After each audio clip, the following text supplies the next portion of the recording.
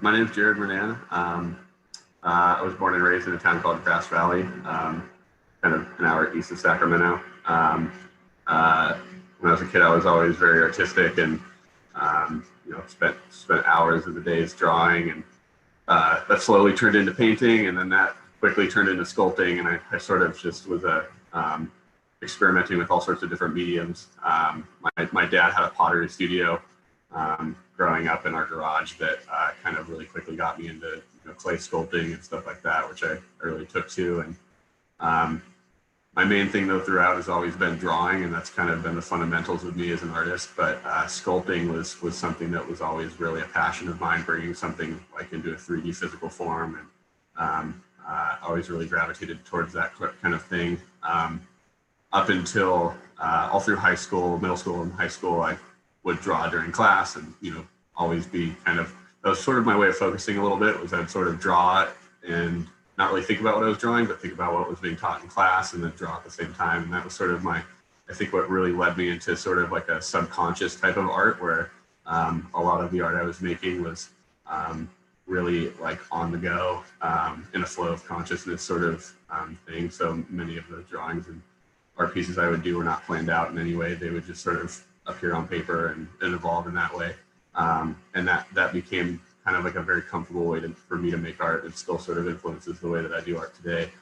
When I went to, for college, I originally went to a community college. I didn't really exactly know where I was going or what I was doing at that time. Number one is my parents, we couldn't afford an art school at the time and didn't really know like how to even go about that route. And I was kind of sort of really interested in archaeology and other sorts of things like that. So I thought maybe I'd go that route at one point. There was a period of time where I was playing sports and wanted to go either do track or football or something along those lines. And the more I got into those kind of things and going those other avenues away from art, I noticed the more unhappy I became. And it was almost like I sort of gave up on a part of myself that wasn't it wasn't my right trajectory. And so my grades started to plummet, and once we noticed, as like my dad was my dad was extremely supportive, and my parents were too, and we kind of sat down at one point in those years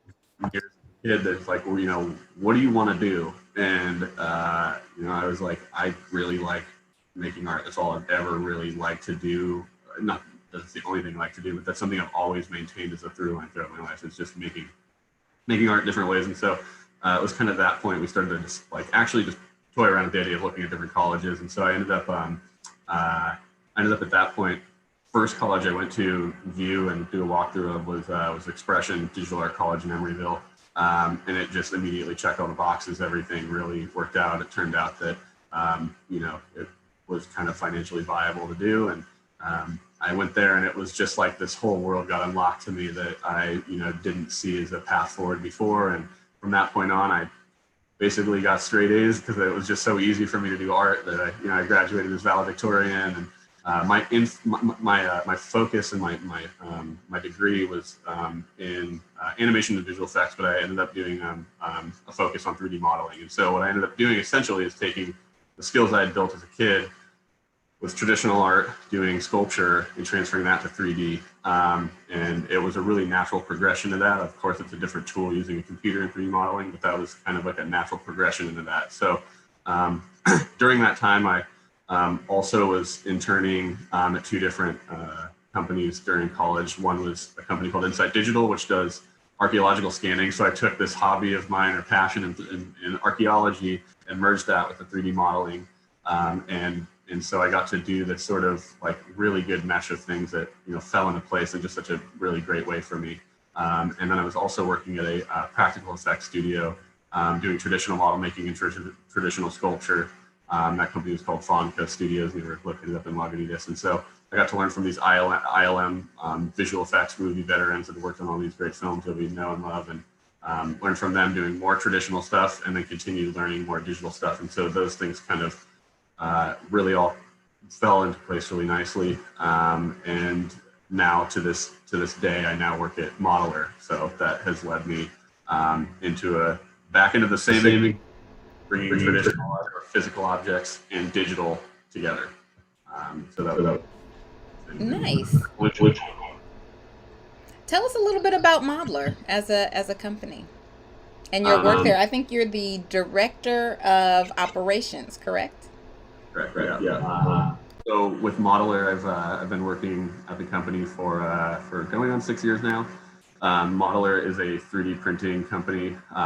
We've kind of branched out more over the last few years into just general prototyping, and our main focus since the beginning, which Modeler was founded in 2008. So we've been around for I guess 12 or 13 years, maybe going on now.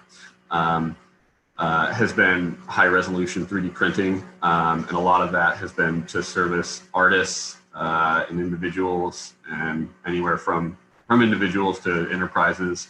So we've worked with all sorts of different companies, um, doing any kind of full spectrum stuff, anything from just artistic pieces, sculptural reproductions, up to 3D printing prototypes as validation models before companies go into injection molding with a product.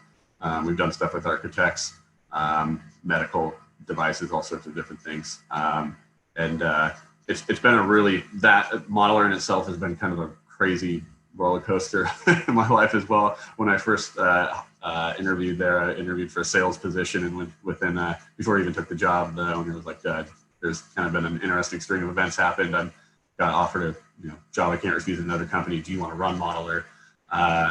To which I said yes, of course. And I've been kind of not having a business background and being an artist, luckily had an already set up company that really, had a lot of the tools already set up for success there, that I kind of took and ran with. And I've made, the company has still evolved over the years, but it's been a really, really fun position to be in. And one of the things I like the most about the company is that we work with individuals and artists, and a lot of people come to us and say, I have this idea, I don't know how to make it come to life. How do we do that? And that's kind of where we fall into this, a service that really helps individuals bring an idea that they had, from this imaginary land or from somewhere that's on paper or on computer into a physical world, where we can, really enjoy those pieces.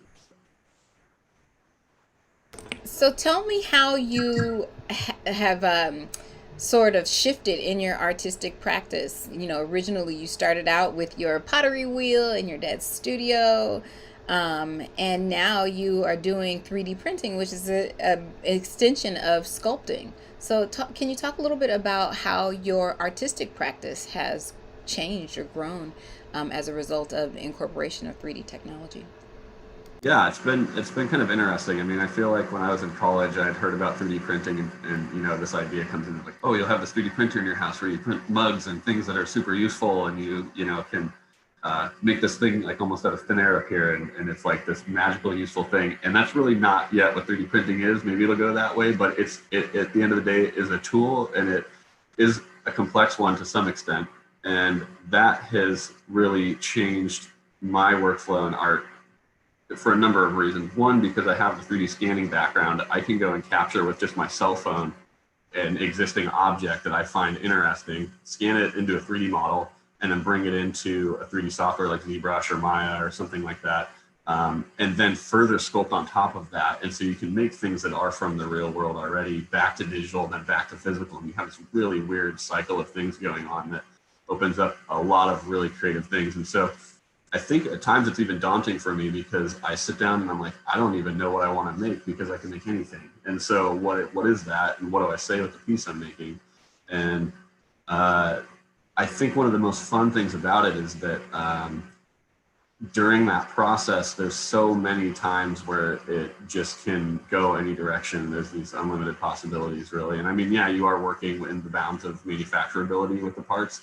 And that's something that's really changed a lot for me, is just understanding what is capable, like, what you can actually make, the proper thicknesses of pieces, all that sort of stuff. But it's really made me look at the medium of sculpture in a totally different way, and what's possible. You can like really do refined models and do all sorts of different things, and it makes it much more easy to do like replications of the same piece. Like if I wanted to do a bunch of different like hands or something like that, I can print the hand, mold and cast it, and then do all these other things. And I didn't necessarily need to just sculpt it from scratch and then find other workarounds. It's streamlining the process in some ways, and in other ways creating this other new, you know, unique look to things that might not have been possible otherwise.